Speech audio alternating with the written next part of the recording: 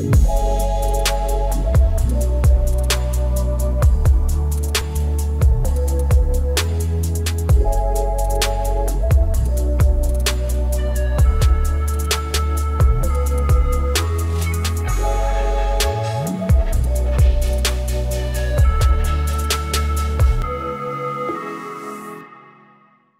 everyone. I'm Cory Booker, and I cannot tell you all the panel discussions that are a part of this year's events. I don't think there's any that has a greater importance relative to its lesser known sense of urgency.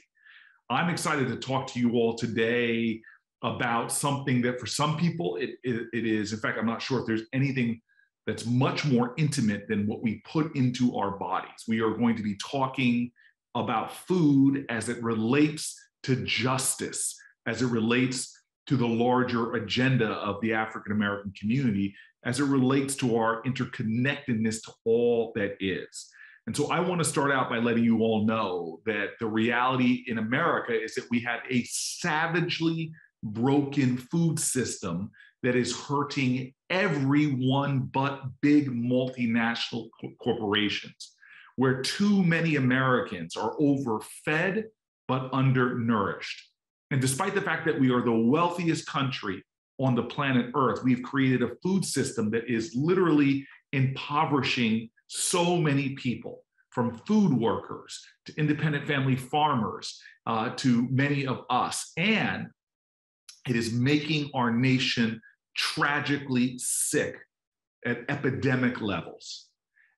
As we continue to pour massive federal subsidies into products that are harming us and driving climate change and destroying our ecology and hurting workers and hurting farmers and raising animals in a horrific way and hurting end consumers, all while this is happening, a handful of these massive food corporations are getting richer and bigger, consolidating more and more, as more taxpayer dollars now are being funneled towards healthcare costs to treat chronic diet-related diseases. We know that many chronic diseases, from type 2 diabetes to heart disease to many cancers, are directly related to poor nutrition, to the food that is being consumed. And currently in the United States, heart disease is the leading cause of death. Half our population also is pre-diabetic or has type 2 diabetes, and 1/4 of our teenagers are pre-diabetic or have type 2 diabetes. And we know that when the nation is facing such levels of sickness and illness, then we know that the data is going to disproportionately harm African Americans worse. Ultra-processed foods now constitute nearly 3/4 of the calories that Black children eat. And this is stunning. Type 2 diabetes rates for Black children have doubled in the last decade alone. The risk of diabetes for Black folks is 77% higher in America, and Black folks are twice as likely to die from diabetes. In addition, Black Americans are 40% more likely to have high blood pressure, 30% more likely to die of heart disease than their white peers. There's a person I really respect named Ron Finley, who says he's a great American food activist. He's African-American man, and he says that in South Central Los Angeles, there are drive-bys and drive-throughs, and quote, the drive-throughs are killing more people than the drive-bys. Now, why? Well, we are currently subsidizing through government policy easy access to foods that are high in calories and that have minimal nutritional value. And these foods that are being subsidized, the reason why somebody can walk into a corner store in my neighborhood and find a Twinkie product cheaper than an apple, these foods we're subsidizing are literally killing us. And at the same time, many communities, especially Black communities, lack access or any support for the healthy foods that human beings need to thrive. And so I live here in Newark. In fact, I think I'm the only senator that lives in an inner city, majority Black and brown community. My neighborhood is rich in many things, but we are a community that struggles economically. According to the 2010 census, the median income of my neighborhood was about $14,000. The majority of students in Newark receive free or reduced price lunches. And for too many children, this lunch is the only meal that they can count on each day. When I became mayor in 2006, the vast majority of Newark residents didn't have access to healthy and nutritious food options. So my administration, when I became mayor, we got to work. We saw this as a crisis. We were able to attract major supermarkets to build and open in the city in these food deserts, including a ShopRite and a Whole Foods. We provided grants to bodegas so they could purchase refrigeration equipment and therefore offer fruits and vegetables. And we started growing more food in our city, from small community gardens to multi-acre urban farms. And then we distributed that food through farm stands and farmer markets around the city. But it was very clear to me from the beginning that the scale of the problem we were confronting was too big for any one city to fix. In Newark, as in so many communities across America, we not only had a crisis when it came to accessing food, we had that pervasive nutrition crisis, health crisis. When I got into the Senate then, I traveled around the rest of my state, obviously, and around the country. And what I've seen is that this food crisis, this broken food system isn't isolated. This broken food system is affecting Newark, it's affecting our entire nation and beginning to infect other nations around the world. People in Black communities across the country know what it's like to go to a bodega or convenience store and find those ultra-processed foods cheapened by taxpayer subsidy incredibly evident, and those fresh fruits and vegetables more expensive or not available. This is a reality in this community and so many others around the country. And so the federal government is in this state of conflict. One part of the federal government tells us our plates should be largely consist, majority of fruits and vegetables. But did you know that only 2% of our federal agricultural subsidies go to these foods? So you have one part of government subsidizing ultra-processed foods that are killing us, and the other part of government tells us not to eat those, eat these other things that unfortunately do not get our subsidies or our support in the way that the unhealthy stuff does. And so we need to be clear about something. This system is broken for everybody but the big food companies. And they want to tell us that obesity is a moral failing. It is not. They want to tell us that type 2 diabetes is a moral failing. It is not. That chronic heart disease is a moral failing. It is not. This is a lie. This is a policy failure. When big food companies formulate and market nutrition poor, addictive, ultra-processed foods and then try to blame the consequences on us, the federal government must step in. We as activists must step up and enact policies to protect the American people. That's why the senator from New Jersey, that's why I decided to join the Senate Agricultural Committee this year, and I'm now the chairman of the subcommittee that has jurisdiction over food policy. Because our food system is broken, it is killing us, it needs to change. I've decided to change, and I know we can change. I know our food system can change. It's within our power to create a more just system that promotes health, that reins in this concentrated corporate power and aligns our food systems with our values, with our health, with our abundance. Way back in 1969, the year I was born, President Nixon convened the White House Conference on Food, Nutrition, and Health to address the urgent national concern of widespread hunger. Well, this resulted in a lot of change, created vital programs like WIC to tackle the hunger crisis. But fast forward these 50 years, and we are now grappling with not just a hunger crisis, but the second crisis of nutrition insecurity and widespread rampant disease. And so I ask everyone, it is time that we lift every voice and sing a chorus of conviction, to understand that in the agenda for Black America, in the civil rights agenda for all America, for the sake of our children and generations to come, with the doubling of diabetes rates for African American children, tripling of diabetes rates for Native American children in just the last 10 years, we must act. And this is why this panel is perhaps, in my opinion, the most vital of all the panels that's going on. This is why I am so excited to introduce one of our panelists first, Tamara Ray Stevenson. Now, she was honored as the 2014 Nutrition Hero by Food and Nutrition magazine. Tamara Ray is an inspiring figure. She is a nutrition justice advocate, and she is a powerful consultant for change. She comes from a family of healers. She develops cultural and faith-based nutrition and wellness programs. She's a founding member of the DC Mayor's Office on African Affairs, Health, Education, Planning Committee. She created the culinary ministry at the St. Teresa of Avila Roman Catholic Church to address that powerful intersection of faith, food, and justice that touches everybody. And then we have Karen Washington.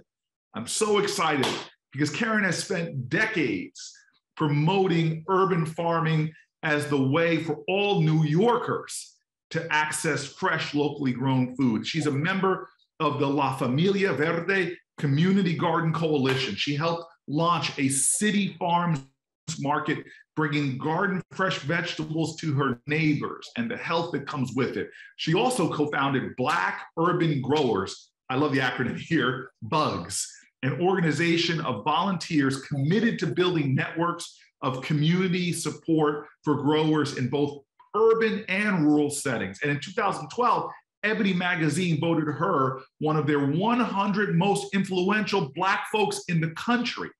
And in 2014, she was awarded the James Beard Leadership Award. And then we have Jasmine C. Leyva.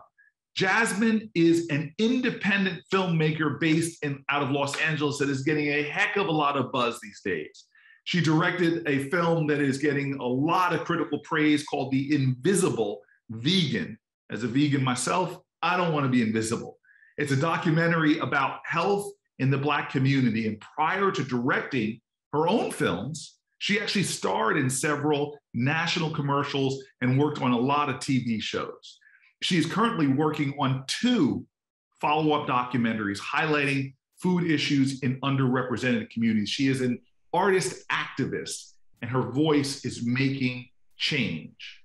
And so I want to turn to the panelists, Tamara, Karen, Jasmine. I want to ask each of you to please just, maybe each of you can give 2 to 3 minutes of an opening statement that highlights your own personal journey and then your current assessment of the food and nutrition situation in Black communities. Was I overstating the fact, or how do you see it? Maybe Tamara, can we start with you?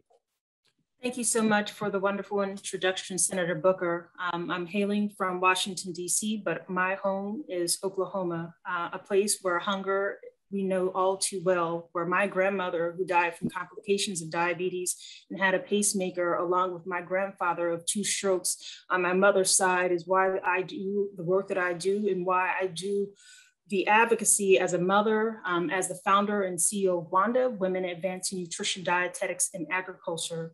And with me, I have Little Wanda. Little Wanda has been the inspiration behind this work because it is the women and the children that center the work for us. We believe that when we think about the world that Little Wanda operates in, it's one where her zip code determines her life expectancy more than her genetic code. Here in Anacostia, the life expectancy is 20 years shorter than that of Cabin John in Maryland. Also, the streets that Little Wanda operates in and walks to school, she sees more junk food advertisements, more liquor stores than farmer markets. She sees more fast food outlets and advertisements than she sees more community gardens. she does not encounter nutrition literacy in her school. She does not see the opportunity of representation in children's videos that look like her to say that nutrition matters. She is the reason why I created her to inspire my children, Elliot and Ruby, who my daughter now will be 11 this month, and who has turned vegan. She calls herself a Regan. Ruby has determined her new branding is Ruby's version of veganism. And for me, it is amazing to see how the work that I do has, first off, touched the lives of my very children, as well as the children in my community, as I've seen myself marry between a Mary's Poppin meets Harriet Tubman of nutrition, of encouraging our children to believe that they can become the food heroes that we need. So for me, it's become a matter of seeing how can we uplift the voices of women and girls who have been the hidden figures in our food system, that have been the culinary creators, the meal killers, the media makers, the food policy justice advocates that have not gotten the attention that they need. And so as I now continue my education at American University School of Communication and PhD program of media technology and democracy, I couple that with my education from Tufts in public health and Oklahoma State University in nutrition, and believing that education truly is the passport. And as Frederick Douglass said in his memoir, My Bondage, My Freedom, in 1855, published, food has been weaponized, and we must take the power back in food today. And we have that opportunity, and we are doing that in the work of Wanda through education and advocacy and innovating by understanding that our women, when we invest in them, we change the nation, we change our communities for the better. And I'm so happy to be on a panel of dynamic Wanda women, whether they see themselves as not, they are. You are the everyday food heroes with our mothers and aunties and nanas and our little Wandas that will continue to make the difference in our communities at a time of COVID, when we could not always rely on an institution. We are the individuals that we have been waiting for. So I thank you. Amen, amen. Karen, could you give a little introduction? I didn't know I was introducing two women there. Wanda is a beautiful part of your team, Tamara. But Karen, go ahead. Yes, my name is Karen Washington. I tell people I'm a farmer and agitator. I grow food. I feed people body and mind. I've been growing food for over 37 and a half years. You look at the gray hair in my head. I started first growing food in my backyard. My relationship to food was that it was grown in a grocery store, and the fact that my mom was a good cook. It wasn't until I started growing my own food and tasting it and seeing the effect that it had on my two children that I started to question the food system. Across the street was an empty lot. Can you believe it? New York City at one time had 15,000 vacant lots, mostly in low-income neighborhoods and neighborhoods of color. Those that could move, they call it white flight. Those that remain were Black and Latino people coming together to turn those empty lots into community gardens. Professionally, I was a physical therapist. I did physical therapy for 37 and a half years. And most of my patients were Black and Latinx. And most of them grew up on farms and had gardens, but now were succumbing to type 2 diabetes, hypertension, and obesity. And so the question I would ask myself is that in the greatest country that we live, where we grow enough food and we waste enough food, that food is not getting down to the people that need it the most. And I also looked at where I live in the Bronx. I'm in the boogie down Bronx. Out of 62 counties in New York State, the Bronx ranks 62 as the most unhealthiest. We are surrounded by fast food, junk food, and processed food. And as a result, I have been a spokesperson and an agitator going around the country to educate our people in our relationship to food, health, and land. When you ask the problem about what is happening with our food system, well, the food system is broken, folks. It is broken, and it doesn't need to change. It needs to shift. And that shift needs to happen with power back into the hands of our community. And so I'm glad to be on this panel. Now I'm glad to continue to have this conversation with the rest of my cohorts. Thank you, Karen, so much. Jasmine, would you round it out for us? Sure. So my name is Jasmine Leyva. I am a filmmaker. And so about 15 years ago, I decided to try a plant-based diet for purely cosmetic reasons, because that's where I was at 20. I wanted to look good and cut off shorts. But then when I actually started eating a certain way, I noticed a lot of the health ailments that I was suffering from, some of which were embarrassing and personal, things started clearing up. And I never knew that food was causing a lot of the things that I was going through, and also that food could heal a lot of the things that I was going through. So then I started doing my homework, researching a lot of what goes into the food that we're consuming.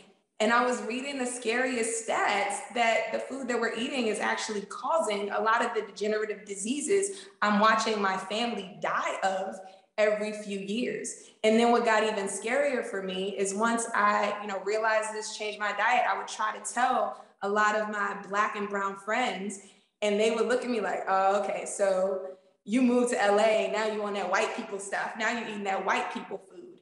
And I was just like, wow, like our food system is so bad that it has gotten into the minds of our people, and they don't even identify healthy eating with themselves. So a large part of my work is looking at that dynamic and just marketing health to a group that has been left out of the conversation for way too long. And when I looked for answers, I didn't look for answers. I looked for answers in our history. I'm just like, okay, everyone thinks that Black food is soul food, which it is. That kind of food got us through a very hard time. But at the same time, that's not the root of our food culture. So looking at the root of our food culture, it's fresh, plant-based foods. And I thought it was really important to reconnect African Americans with that part of their history. So that's why I created the film, The Invisible Vegan, to just tell people that information. Well, I feel seen by The Invisible Vegan and you as an artist. And I guess we're fighting an uphill battle here. We have a lot of, these are very powerful corporations. And one of the things that they do is they target our communities. We actually know that a handful of multinational food companies that control the food systems, that our Black children are actually exposed to more food advertising than our white children are here in this country. And this fast food advertising, this junk food advertising, sugary drinks, snacks, candy, all these unhealthy products. I'm wondering if each of you could talk about, how this targeting affects our health and what do we need to do to put an end to it. And maybe we could start, Jasmine, where we left off and go in the reverse order. Jasmine, Karen, and Tamara, if you could talk maybe about that. And as far as that question, I do want to piggyback off of what you said in your open. What I find funny, not even funny, sad, is that you see all of these foods marketed towards children. You see the children sipping the Kool-Aid, and then literally you see them blamed for it. Like when I hear the phrase war on obesity, and this is something where you're telling children the way you look is wrong. And we're telling them that in order to help them, but it's just like, but they're being set up to fail. They're given nothing but unhealthy options. So why isn't the war on these advertisements? Why isn't the war on big food companies? So I think we just need to really shift the blame. Excellent. Hey, Karen, what do you think about that? This goes way back to alcohol and cigarettes, back in the day when they were targeting mostly Black and Latinx communities. And now you have food, like Tamara said, is being used as a weapon. And so for me, is that we need to sort of call out these food companies. Can you imagine only a handful of people control our food system? We have 7.8 billion people on this earth, and we have a handful of corporations, namely white men, controlling our food system. And the number one target is our children. And so how do we fight back? Well, number one, we need to talk about ways of limiting the amount of food companies, stores, fast food restaurants that's in our neighborhood. I propose zoning. As we do in terms when it comes to drugs. We should do food zoning to limit the amount of fast food restaurants within a particular area. Also, we need to educate our community. And I think Jasmine did the right thing. We need to educate our community to understand, as Black people, we were the ones that were brought here, not because we were dumb. We were brought here because of our knowledge of agriculture, which is not taught in the school education process. We were always taught that we were victims of slavery. No, we were brought here seeds in our hair. We were the ones who did agricultural systems, crop rotations, the culinary food that we eat. We were the ones, but yet we don't get credit. And I think if young people, I try to talk to young people to educate themselves exactly how you got here. You got here on the shoulders of kings and queens that brought the knowledge of agriculture. And now as we moved away from the land, you can see what has happened to our dietary needs. Amen, amen. So Tamara, can you round us out on that one? Food is community, it's identity, it's power, it is our medicine. We have to shift the power to the people and understand that food is part of our democratic rights. And for so long, we have not seen it in that way. Food, we must begin to see ourselves as food citizens that play a co-creative, active process in not only dismantling systems of oppression, but also building systems that reclaim and restore and heal our communities in a way that creates a symbiotic relationship. We have to go back to the way in which we knew our ancestors have always known, that we are one with the world and with the earth, and we have to begin to create not only systems, but a mindset that begins working in the direction that we want. So that means to understand that we have to first accept, just like any medical diagnosis, that our communities are nutritionally divested. And so when we begin to understand that, we begin to understand then how do we create systems of nutrition security? And that means understanding that it's not simply about the A's, the vitamin A's, B's, and C's, but the vitamin A of authenticity, of belief, and courage to do the right thing as a policymaker, to understand that policy is a social determinant of nutrition. And that is why we are here today, to understand that we must use all the tools, from media to policy to advocacy to education, to begin rounding out and calling out and building the lands of the queens of greens and the kings of beings that we have always been destined for. And that is why the work of Wanda, whether it's developing scholarships, building the academy, building children's books to encourage that our children are the healthy eaters, readers, and leaders that we've been waiting for, this is what it means to do the work and honor the work and fund the work in order to make the changes at a systemic level that we have always known and always needed. And we are the change we've been waiting for. I love the activism in each of your answers, from zoning to education. Karen, you talk a lot about the history. Most people know our history. In fact, we know in the farming system itself, even in the post-slavery period, we had more than 1 million Black farmers in the United States before 1920 coming off the land. But today, tragically, there are less than 50,000 farmers left. And we know that Black farmers were the victims of well-documented discrimination in the USDA and other policies. So Karen, can you maybe talk about the lack of access to healthy foods in Black communities, food deserts, what you talk about, food apartheid, in that context of this deliberately happening to our communities? And can you maybe explain then what you mean by food apartheid? Yeah, I'm glad you mentioned that, because first of all, what you said is extremely right. At one time, we were the majority when it came to farming, and now we have less than 1% of land ownership, which means less than 1% of the national wealth that we have when it comes to the Black communities. And so I coined the term food apartheid because I kept hearing this term food deserts. And, I had to ask my homies, in Detroit and up in Philly, do we live in a desert? And the thing about it's an outsider term that was used to designate an area that had limited access to food or grocery store.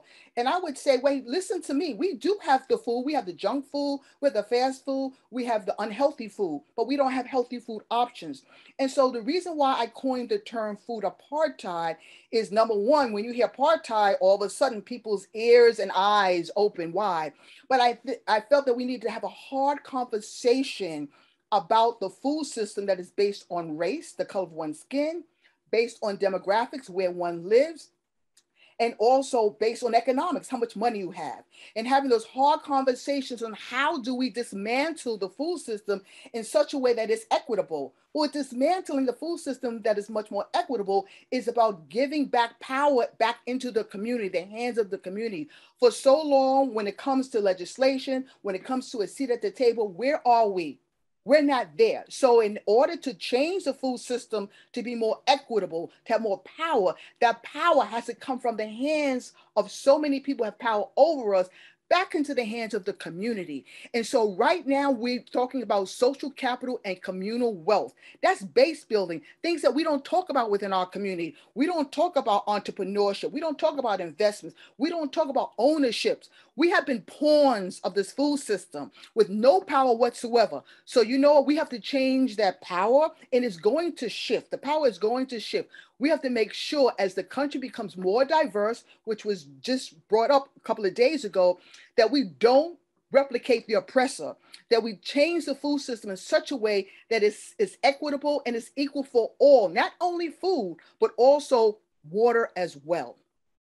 I love this. And I mean, powerful stuff. And one of the results of that kind of food empowerment is sort of the democratization of food systems, where you are putting them more in the hands of people, and you actually are localizing food choices and food power, food agency, so that when crises hit, you don't have what we saw was just this fragile and broken food system shattered even more.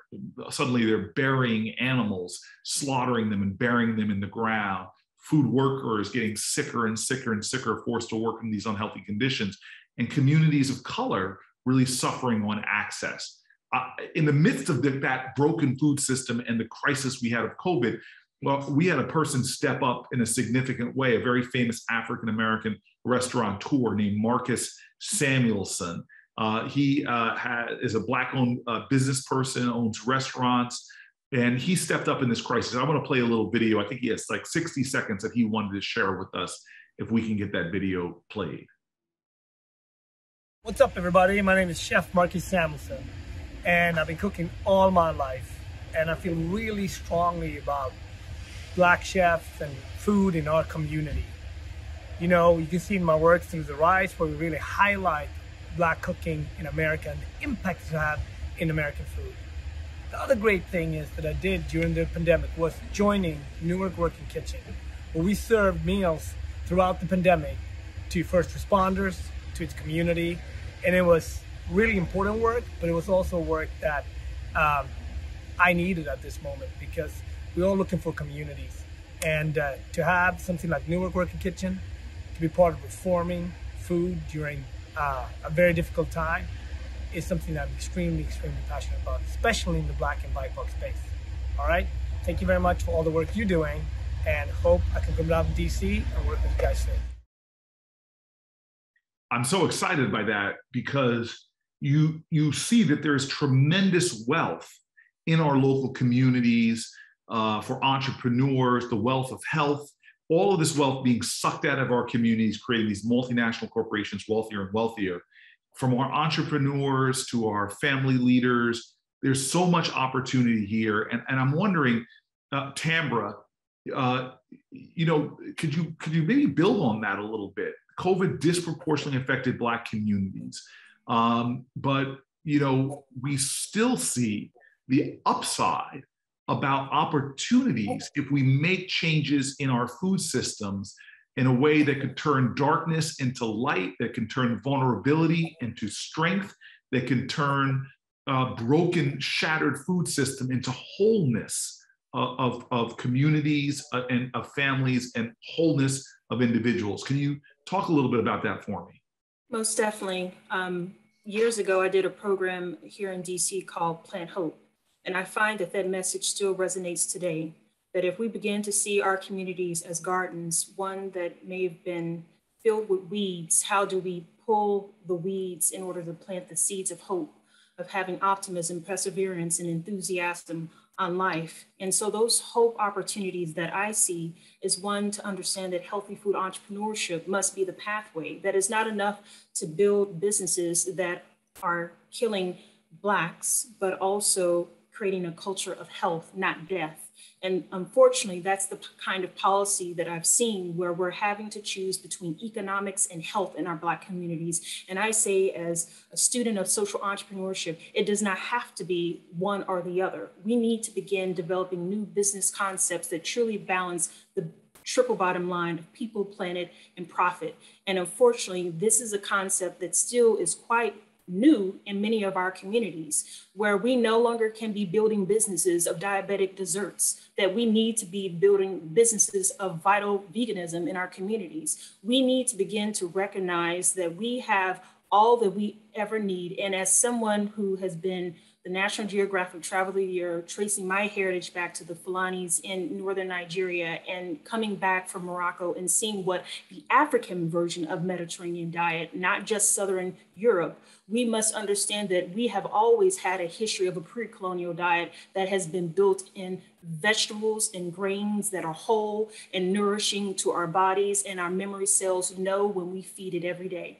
And so I want to begin to see those new opportunities where we are changing the narrative in media, what we've been able to see in social media with influencers, and what we've been able to see also in advocacy of taking back our power and understanding that we must be a part of the change. So the new opportunities range from the economic opportunities to the how in which we portray ourselves in the media, and why and how we begin advocating and understanding that community engagement work must be paid work, and it must be used in a way that actually creates the zoning opportunities that Karen mentioned, that we begin to see that the schools are built around environments where the access points that our children will see their beautiful brown and Black faces on billboards eating fruits and vegetables, and one where they can go to the local community garden, they can go to the teaching kitchen, they can be able to go see our good friend Amanda at Fresh Food Factory, go to Mary, who is building the food hall in Ward 7,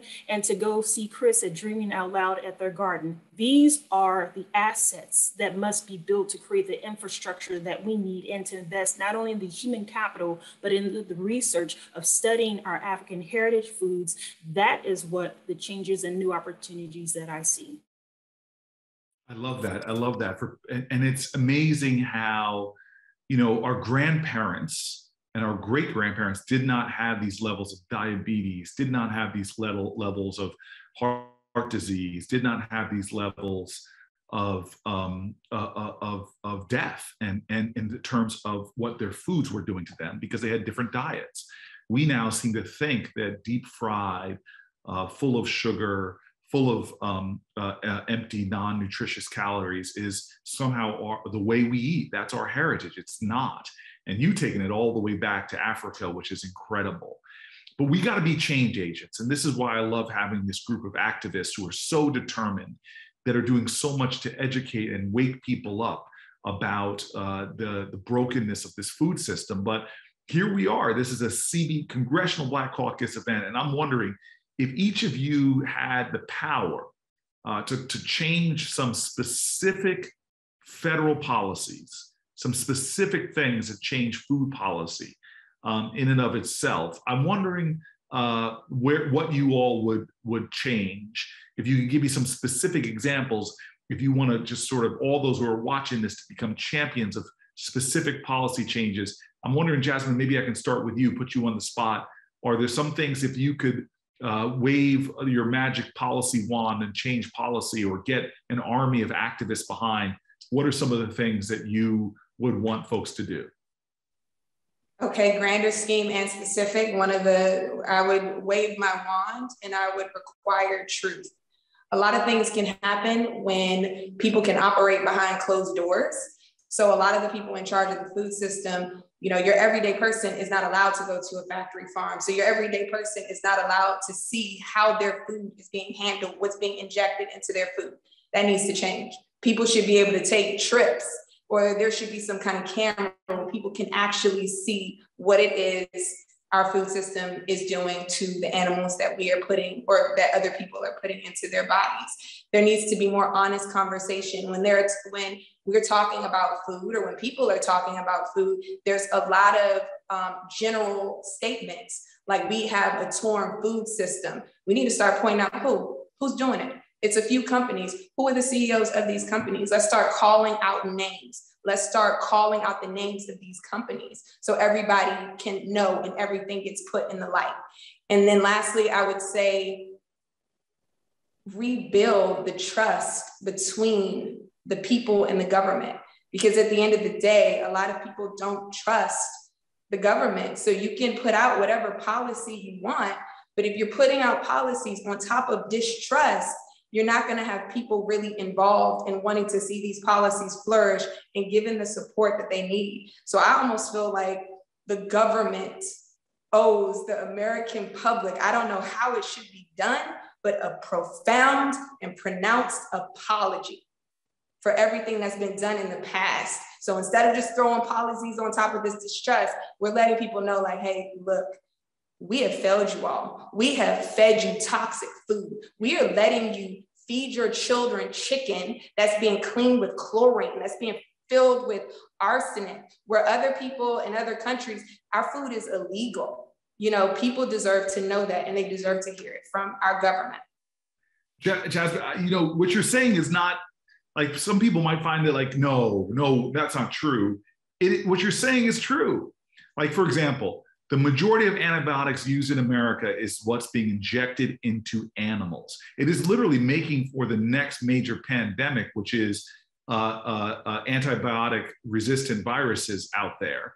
But what's even more powerful about that is we are ingesting these chemicals that are in the animals that are making us sick, that are having disrupting our endocrine systems and giving us strange cancers and rashes and, you know, eczema and a lot of these things. So what you're saying that is just not true. And let me give you another example, going away from even the industrial, the way over 90% of our animals, when you go get your chicken sandwich at Popeyes, that the way that chicken is made is so disgusting in terms of what they're injecting in it, how they treat those animals and the like. But let's even just go to the vegetables and the glyphosates that are being sprayed.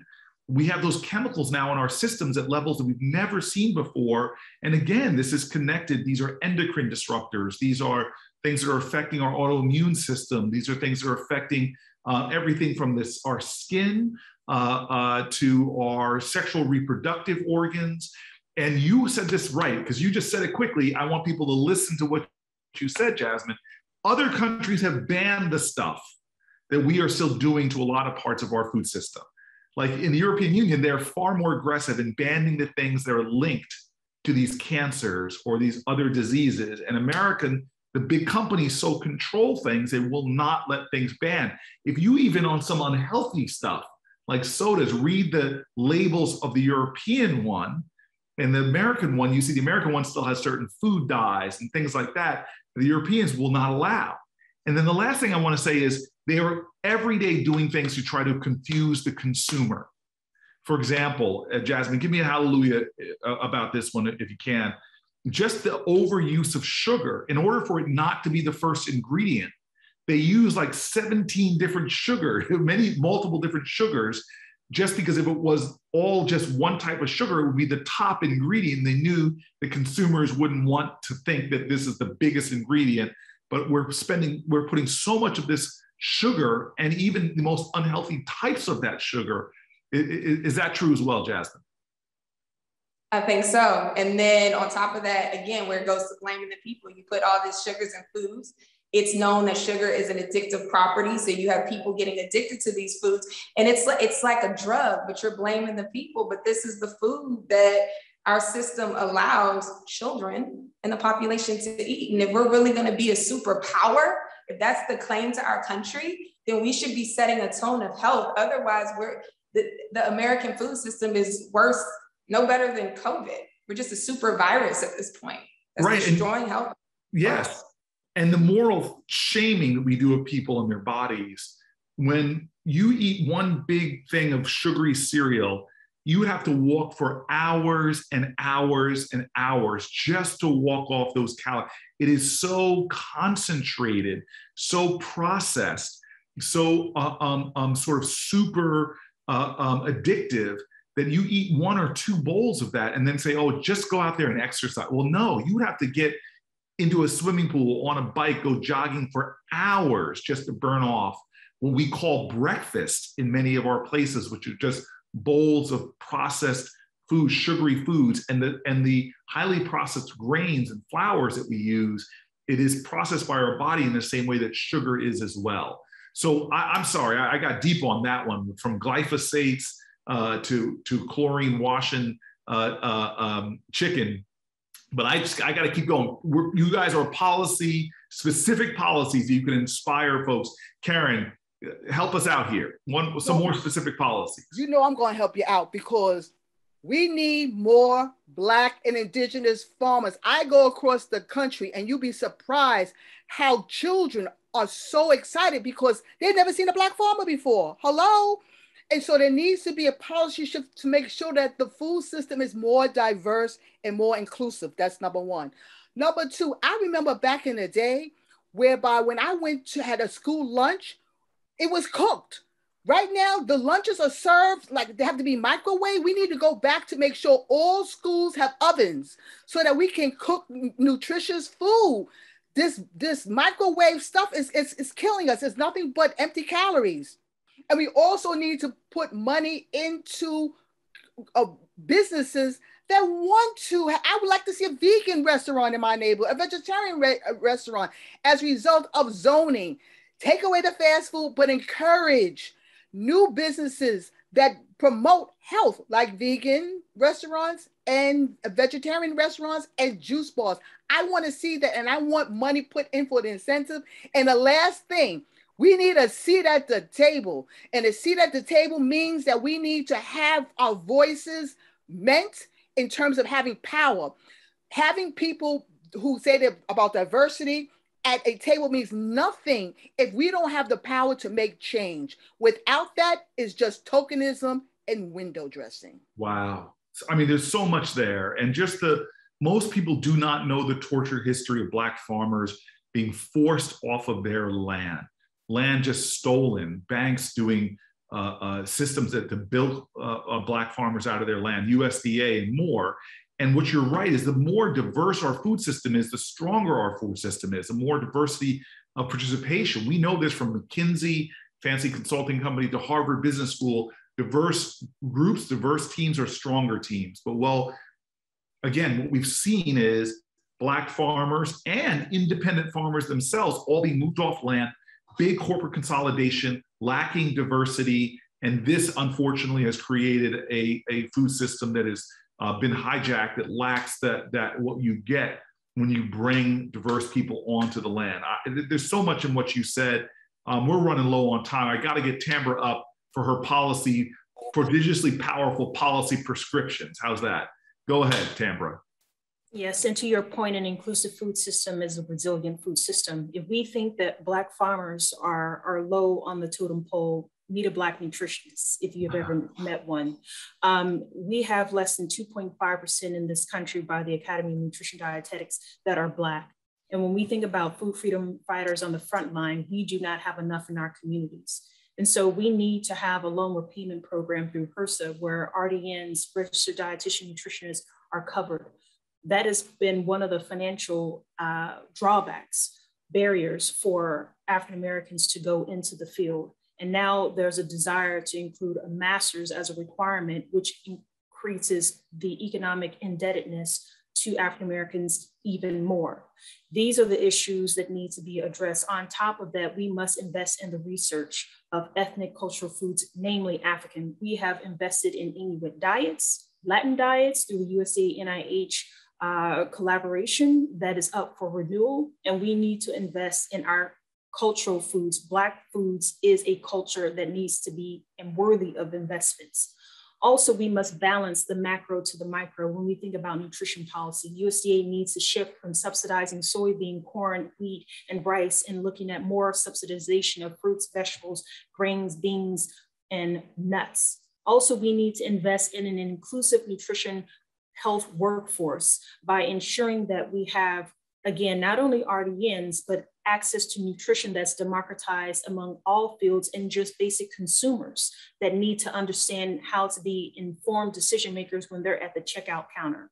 We also need to embed nutrition equity metrics when it comes to performance models. We know from the work at World Bank, when it comes to investments in nutrition at the global level, that there's $16 return for every dollar investment. Why is this not happening at the domesticated level? And that is not a philanthropic approach. This is a business model that has double-digit returns. Also, we need to measure and humanize nutrition data with an intersectional lens. That has not been the case, and that needs to be across the board at all agencies that say they touch food in this country. Also, we need to ensure that universal access to and all nutrition services beyond just weight, diabetes, and renal issues is accessible to people in this country that is not being highly available. Because we know nutrition is a determinant of health, and therefore we need to have insurance companies ensuring that they are not only monitoring and evaluating, but providing access, and CMS plays a critical role in this. Also, we must provide equitable funding and resources to nutritionally divested communities to co-create these inclusive food systems that we need to have our children's access in our classrooms, in our communities. And so that means MBDA and SBA will play a critical role in this as well. And lastly, we need to require a nutrition equity CEU and decolonize the curricula and practice and policies across our health professions. We've seen this work in the American Medical Association, but where is the Academy of Nutrition Dietetics? To call out racism, we must detox it. And that is the next wave of justice in this country, is to secure our work in this field by calling out the racism in the food system. And that's not just the farmers, that's also in the field of nutrition and dietetics as well. Wow, yes, I mean, thank you. There's so much power in there. And I want to try to bring it home to everybody. You go to a Happy Meal fast food restaurant, that cheap food at that fast food restaurant that costs $1 or $2, that is so subsidized by your taxpayer dollars. Everything, as you said, the monocropping, the soybeans and the wheat and the corn that makes up so much of that Happy Meal, or the products that are being sold to feed those cattle, all of it is pushed down by your taxpayer dollars, so that true cost of that Happy Meal is not made evident in what you're paying for it. So now just imagine a world where all of those ag subsidies, where we're starting to use them to support consumer health, where suddenly it's not the $1 Happy Meal, but the $1 that's going to get you some incredible vegetables, or using the leveraging buying power of the government to begin to get more access to farmers markets, to local food systems, to local farmers. There's things we could be doing right now that would make human American health thrive, but instead we're trapped in a broken system that is actually so much more expensive, because for all of those cheap foods, you then have incredibly expensive medical costs. And on top of that, the human misery associated with those preventable diseases. What these incredible Black women are talking about today is the need for us to change our national agenda. I've talked to a lot of leaders in the Black community, and many of them don't have this issue on their radar screen, or if they do, it is not centered. Because again, I am fighting in the Senate against gun violence, which plagues the Black community, but it is a small fraction of the people that are dying from preventable diseases. I am focused on education dollars, but what we see happening to our children means when they go to school, they are not nutritionally equipped to learn and thrive. This has got to be a central pillar of the African-American agenda. And what these women are evidencing in their very spirit is the first responsibility you have to do is to educate yourself, break out of the matrix and the lies and the distortion that is being sent to you by these companies that are telling you things that just aren't true. Walk through a supermarket and something that says heart healthy, I'm sorry, if it's a sugar-laden cereal, it is not healthy for you. What they're putting on your packaging, the advertising they're sending to you, the hidden things that are happening to your food before it gets to your house, all of these things, we've got to begin to peel it back and begin to see that all the disease and the suffering that this is causing is more so impacting the Black community. We must transform our food systems. We must change the trajectory of health and well-being. And so this panel, for me, is so exciting, because what they are calling for is a new coalition of people who will see through the lies of the food industry that are being peddled, who will see how this industry tries to shift responsibility and blame onto the people while denying that important information, that access and agency, the choice that people should be having about what's on their plate. We need a new coalition of people that refuse to accept the lie, that know the nutrition crisis is a collective failure of a system and not individual failures who are struggling with a heart disease or obesity and diabetes. This new coalition, we could call it the Truth Coalition, the coalition that wants to build a healthier food system, a coalition that we have formed in the past to overcome other forms of oppression, but now we are seeing the wholesale theft of our health and our well-being. We need a new coalition also, as was said already, of independent farmers, a new burgeoning of a growth, explosion of Black farmers. We need local businesses and entrepreneurs that are selling healthy food products and not sickness, disease, and death. We need a new coalition of environmental justice advocates who understand that these systems, as they are, from the big massive CAFOs who have lagoons, concentrated animal feeding operations, they're lagoons of filth that are poisoning our streams and rivers. We need to have a new ecological movement that's based upon health and well-being. We need climate activists who know that this current broken food system is one of the top contributors to climate change, and we need urgently reform. You cannot solve the climate crisis if you do not address the broken food system crisis. We need a new coalition of food workers who are paid living wages, who have more agency in their work. We need to honor those people who are immigrants, who are being exploited by a food system that doesn't even give them a pathway to citizenship. There's so much going on here. Broken food systems touch every area of our lives, from education to health, to our economy, our economic well-being. I am telling you, our food system's broken. It is killing us. It needs to change. And as our panelists have already said, we must be the change. It's up to us to make it happen. I'm going to continue to talk about this issue. It is going to be at the center of so much of my work in the Senate. I'm grateful to be inspired by three extraordinary women who are living this fight every day, but we cannot win it alone. Please join us in our efforts. Please find ways to be in touch with these extraordinary women and their work, as well as the work that we're doing in the Senate on these issues. Thank you, everyone.